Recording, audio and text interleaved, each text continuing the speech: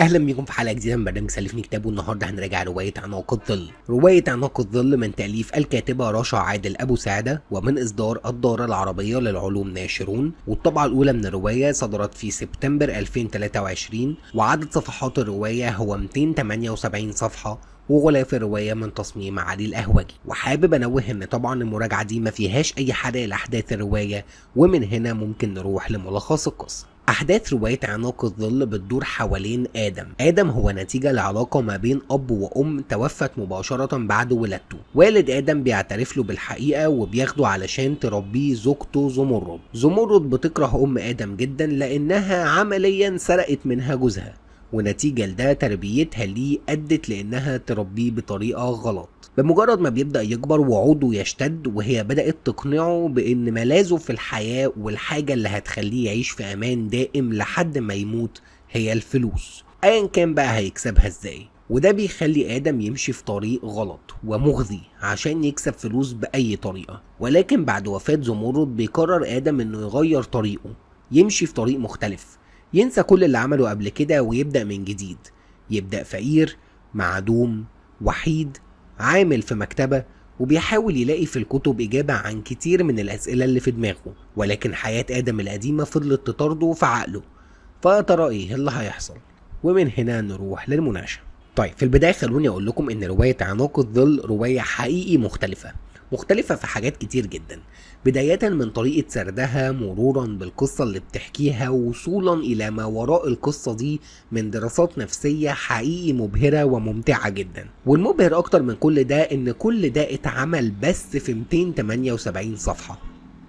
خلونا نتكلم. الشخصيات في الرواية تصميمها وتقديمها كانوا كويسين جدا حقيقي، تصميم سلس ومعمول بشكل حلو جدا، تقديم غير مباشر وغير صريح، ولكنه في النهاية بيديك النتيجة اللي انت عايزها ومحتاجها. انت في الاخر بتوصل للي انت عايزه، بس مش بالطريقة التقليدية اللي انت متعود عليها، لا، طريقة مختلفة جدا. الكاتبة رشا عادل أبو سعدة بتقدر بسلاسة شديدة إنها تدمج تصميم وتقديم الشخصيات داخل إطار الأحداث والسرد، وده بيخليها ممتعة جدا وأصلية جدا. وطبعا التصميم الأعظم في الرواية كان لشخصية آدم، وده مش بس بسبب إنه بطل الرواية ولا إنه أخد النصيب الأهم والأكبر من الاهتمام، ولكن كمان لأنه كان صاحب التعقيدات الأصعب والأقوى على مدار الرواية. آدم على مدار الرواية بيواجه التحدي الأصعب على مدار حياة أي بني آدم. آدم بيواجه نفسه، ومش أي نفس، لأ، النفس الأمارة بالسوء، وبيواجه ماضي مليء بالفوضى والفساد في حين انه بيحاول يهرب منه. ولكن الحقيقة يمكن انا هنا كنت محتاج ان انقلاب الشخصية دي يكون مقنع اكتر، ويكون ليه تمهيد احسن من كده شوية. ده مش معناه انه كان وحش، ولكن يمكن ما كانش كافي. ولكن ده لا ينفي ان من جانب التحديات اللي آدم بيلاقي نفسه بيواجه نفسه فيها، فهي كانت عظيمة. وعامة الخط ده بيبدأ بعد التحول في الشخصية، وده بيخلينا يمكن نعدي طريقة الانقلاب دي ونكمل من بعد كده عادي، ونستمتع باللي بيحصل بعد كده. وبكده خلونا نقول ان جانب الشخصيات وتصميمها وتقديمها حقيقي كان رائع. السرد والتعليق والحوار في الرواية كانوا باللغة العربية الفصحى الجيدة جدا، لغة سهلة وبسيطة وسلسة، ولكنها في نفس الوقت قوية وذات جودة وصحيحة. وده بيخليك تستمتع بالرواية بشكل أكبر، خصوصا إنها مكتوبة بلغة كويسة، لأن كتير بنشوف روايات علشان تكون أخف وأبسط وأمتع بتتنازل عن جانب اللغة وتخليها ركيكة شويتين عشان ما تعقدهاش على القارئ.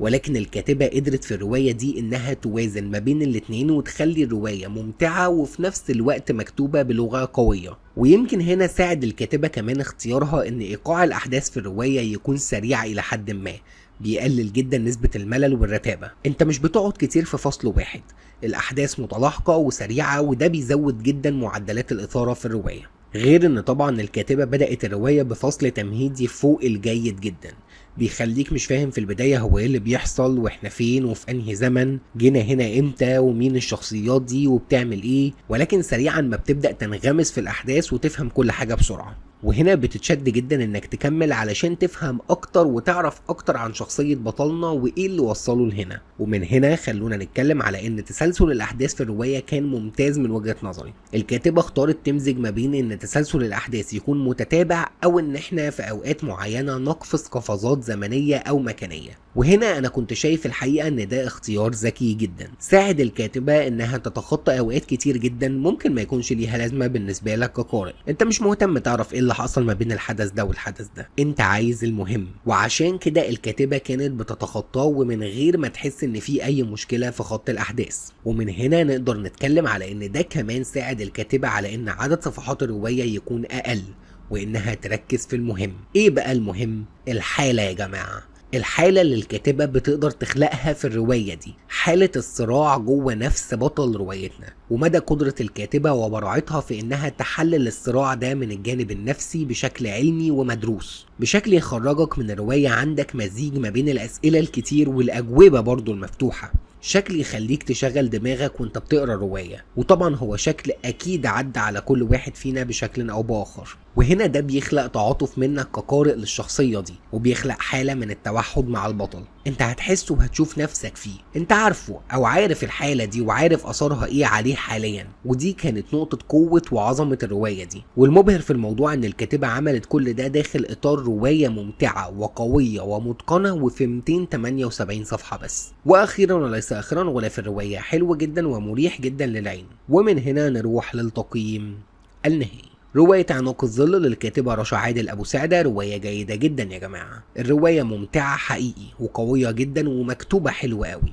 وفيها مجهود بحثي ومجهود في الكتابة واضح جدا. وتقييمي لرواية عناق الظل هو 9/10 وأنصح بيها بكل تأكيد. وبكده خلصت حلقه النهارده من برنامج سلفني كتاب. يا ريت تعملوا لايك الحلقه لو عجبتكم، وانتم سبسكرايب القناه بتاعتنا على اليوتيوب وتفعلوا الجرس، وهتلاقوا الاكونت بتاعي على فيسبوك في الديسكربشن تحت. اعملوا لي اد علشان عشان في كتب وروايات، ويا ريت تعملوا لايك للبيج بتاعتنا على فيسبوك الموجوده في الديسكربشن تحت.